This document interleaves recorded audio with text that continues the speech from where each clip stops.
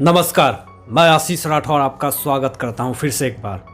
जैसा कि आप लोग को पता है कि एसएसआर केस में सीबीआई पूरे 6 महीने से इस केस में अपनी पूरी जी जान लगा करके पूरी तरह से लगनशील है और पूरी कोशिश में है कि जल्द से जल्द एसएसआर को जस्टिस मिले। उसके लिए दिन रात पूरी टीम मेहनत कर रही है और इन्वेस्टिगेशन टीम, बहुत सारी टीम इन्वेस्टिगेशन कर रही है। हाल में कुछ टीम इसमें इंक्लूड भी किया गया, लेकिन एक सोर्सेस से ये पता चल रहा है कि बहुत जल्द सीबीआई अपनी फाइनल रिपोर्ट सबमिट करने वाली है। दोस्तों, आपको बता दें कि इस केस में बहुत सारे लोगों का नाम आया और बहुत सारे लोगों ने इसमें बहुत तरह के किरदार को अपनाया और इसमें सीबीआई पूरी तरह से इस केस को सही दिशा धारा देने की कोशिश कर रही थी।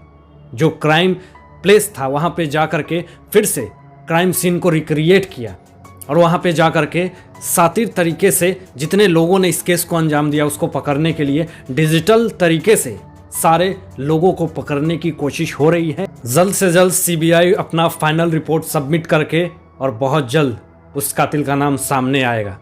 उसके बाद मैं आपको बता दूं कि एक बहुत ही ब्रेकिंग न्यूज़ आ रही है हमारे सामने, जो कि महेश भट्ट की वाइफ सोनी राजदान का है। उनका कहना है कि रिया चक्रवर्ती एक बेकसूर लड़की है और उसको मीडिया ट्रायल करके फंसाया गया है और जिसमें उनने ये भी निशाना साधा कि अर्णव गोस्वामी सिर्फ और सिर्फ टीआरपी के लिए उसका नाम को निशाना करके उसको मीडिया ट्रायल पे उसको एक गलत वे ऑफ एंगल में फंसाया गया है, ऐसा सोनी राजदान का कहना है। और उनके लिए एक अच्छी माहौल बनाई जा रही है बॉलीवुड इंडस्ट्री में कि आप आएँ, काम करें, हम आपको सपोर्ट करेंगे।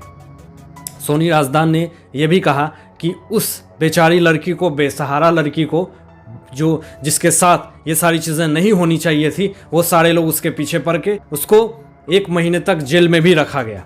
बहुत सारी चीज़ें उसने कहा। दोस्तों, आपको बता दें कि कुछ दिन पहले रिया चक्रवर्ती अपने खार एक जगह में फ्लैट को ढूंढते हुए नजर आई थी और उसके बाद वो ठिकाने ढूंढने के लिए दरबदर भटक भी रही थी।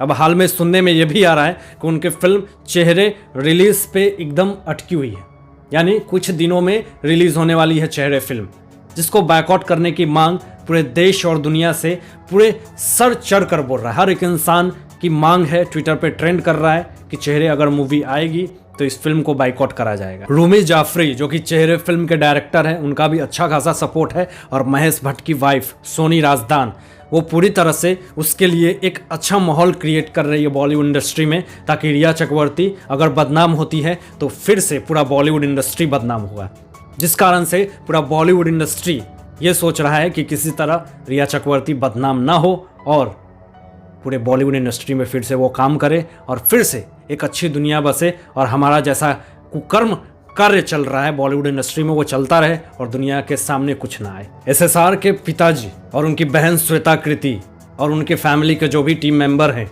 वो सब लोग ये इंसाफ की एक डिमांड और उनकी आवाज़ हमेशा बनी थी और बनी रहेगी। हाल में ही उनकी बहन ने ये कहा था, श्वेता कृति ने, कि क्या मेरे भाई को इंसाफ मिल पाएगा, और ट्विटर पर ये चीज़ ट्रेंड भी कर रहा है। तो ये सारी चीज़ें सामने आती हैं तो बहुत सारी चीज़ें, बहुत तरह के ख्यालात और बहुत तरह की सोच इस समाज में आती है जो देखने को मिलती है। लेकिन क्या ये सत्य है या सही है? अपनी विचार व्यक्त कीजिएगा इन सारे चीज़ों पे। सीबीआई की जो फाइनल रिपोर्ट आने वाली है उस पर अपनी विचार व्यक्त कीजिएगा और उसके बाद एसएसआर के विषय में आप लोगों की क्या सोच है, आप लोगों की क्या मंशा है, कमेंट बॉक्स में शेयर कीजिएगा। तो आज के लिए बस इतना ही। मैं आशीष राठौर विदा लेता हूँ, एक नई सोच के साथ आपके समक्ष उपस्थित रहूँगा।